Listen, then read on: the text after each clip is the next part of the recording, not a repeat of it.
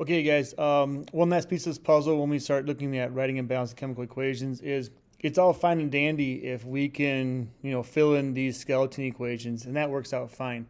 But the reality is we need to take it one step further. And what I mean by that is what happens when we don't have the skeleton in front of us? Can we still write and balance an equation off of a sentence form? Okay, so for us to do this, we're actually going to jump out of the presentation, and I'm going to move you guys into our worksheets or our practice worksheets that we have posted for you guys.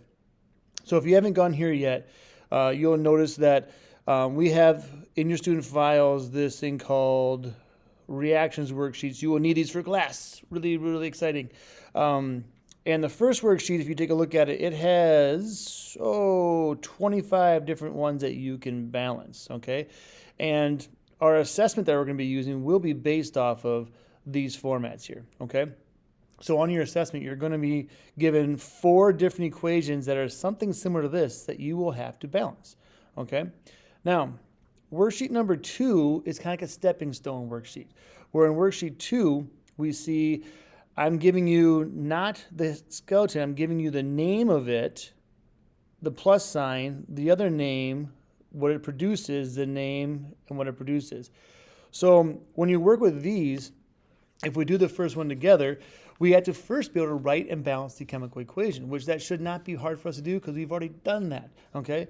So we have sodium hydroxide, which sodium hydroxide, I know sodium hydroxide because I did really well on my last test, is NaOH, okay? Sodium has a 1 plus charge, hydroxide has a 1 minus charge, so I don't need any subscripts on this. Now, I'm going to react that with aluminum nitrate. Now, aluminum, I remember, has a 3 plus charge, and nitrate I look up on the back of my periodic table, and it has a 1 minus charge. So because of that, I need 3 nitrates to balance this out. These things are going to produce sodium nitrate, and sodium again is a 1 plus charge, and my nitrate is a 1 minus charge.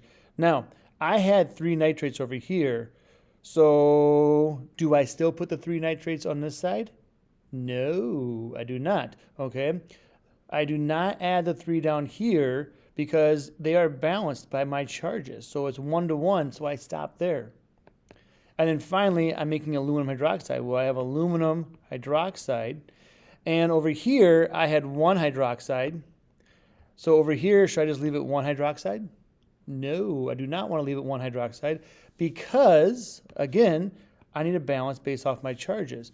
So the aluminum is a 3 plus charge. My hydroxide is a 1 minus charge. So I need 3 hydroxides. Now, I show you that because as you work through balanced equations, you have to first make sure everything is balanced by the charges. So these charges have to balance out first before you can do anything else. So all these things here have to be right. Okay? So what I always tell my students is make sure that you get the actual individual compounds correct before you worry about balancing the whole equation. All right? So now that I have the individual compounds correct, I'm going to go back in. I'm going to add in some blanks. So 1 there, a little guy here, a guy here, and a guy here. And now those 4 spots is where I can balance it. Okay? So that's a lot of setup work, but that's part of this process, is part of this unit, is basically being able to write the equation out. So from the words that I was given, so from these words here that I was given, I have now created the skeleton equation, okay? And then now I can go and balance it. So if at this point I look at it and say, okay, I have 3 hydroxides on this side, I only have 1 over here, so I'm going to need to have a 3 out front here. That 3 means I need to have 3 sodiums, which is kind of nice because I needed 3 nitrates here anyway.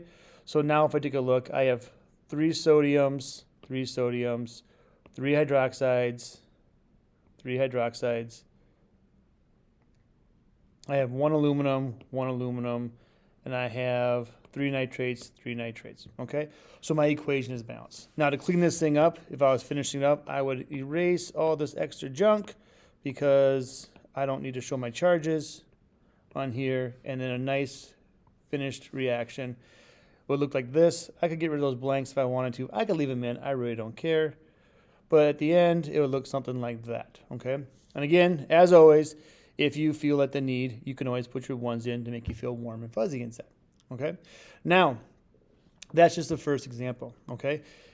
You should do the rest of them for practice, okay? Just like you've done the rest of these for practice on here, okay? If you're doing number 2, you're doing number 3, you're doing number 4, you're doing number 5, and you're getting all ratios of 1 to 1 to 1 to 1, you're doing it wrong, okay? Now, you might have 1 or 2 that way, but if that's the case and you're getting all these coefficients to be 1s, that means you're not balancing your charges like I did up here, okay? So make sure you make a note of that because you have to be able to balance your charges first, okay? Now, the third page of this document, if we scroll down to number 3, okay? Remember, your assessment is based off of how you balance this document, so using skeletons, pre-done for you, and number 3. So we're going to work one out of number 3 also, okay? So as we look at part or worksheet number 3 now, okay, we notice it gets even harder because in worksheet 3, we're given it in sentence structure. So I no longer have the nice pluses to work with or the compounds listed out nicely for me. Instead, I have an entire sentence that I am reading as I go across this, okay? We still work it out. We still build it the same way. It just takes a little bit more time to work through it. So let's do the first one. Again, I'll give you the practice, and then you're responsible for the rest of them, and then ask me questions as we go forward, okay? So we have aluminum hydroxide, which we have Al. Oh, I better get a pencil out here at least. Let's go black. So we have aluminum and hydroxide. And again, I'm going to charge balance this thing. So aluminum, I know, has a 3+ charge. Hydroxide's a 1-. I could look that up if I don't remember. So I know I need 3 hydroxides to balance that. And then I'm going to get rid of my charges because I no longer need them, okay? Now, that is a solid. So we've been told it's a solid. So I'm going to include that. I'm going to say, hey, this is going to be a solid. I'm going to react that with, I'm going to leave a little space for balancing it later. Put that little guy over there. Nitric acid, okay? And again, I know what nitric acid is, okay? And nitric acid is going to be aqueous because I read my instructions and it says that all acids are in aqueous solution, okay? So I have nitric acid, which is going to be HNO3, and nitrate's a 1-, hydrogen's a 1+, so those balances, and it's going to be an aqueous solution, okay? Again, I don't need to do my charges anymore because I have that done. Now, that is going to yield soluble aluminum nitrate, okay? So that means I'm going to get aluminum nitrate on this thing. So I'm going to produce or yield aluminum, oops, I'll leave a little room to balance it later. Aluminum nitrate.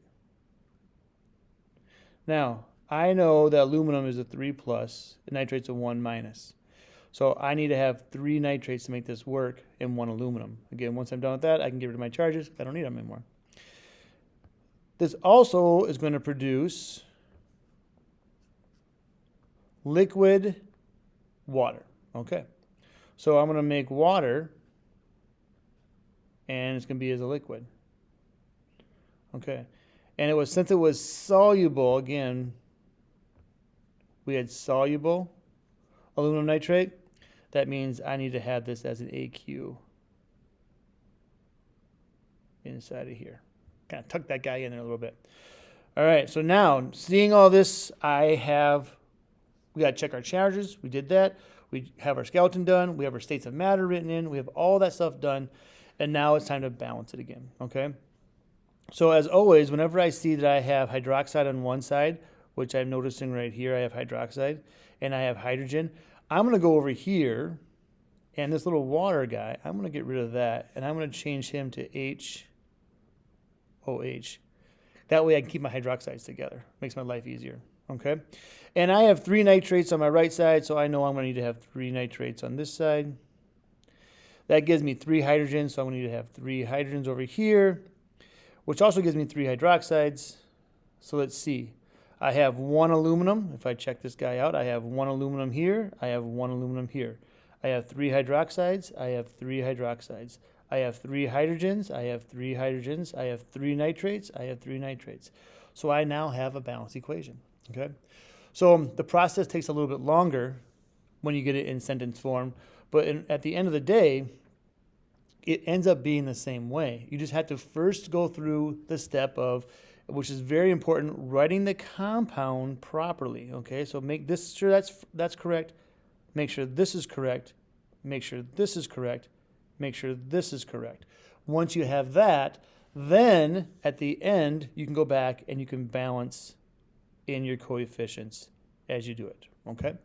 Never, never, never, never, never change a subscript. So never change a subscript here or here or here when you're balancing the overall equation. The subscripts, remember, are only for charge balancing inside that compound, all right?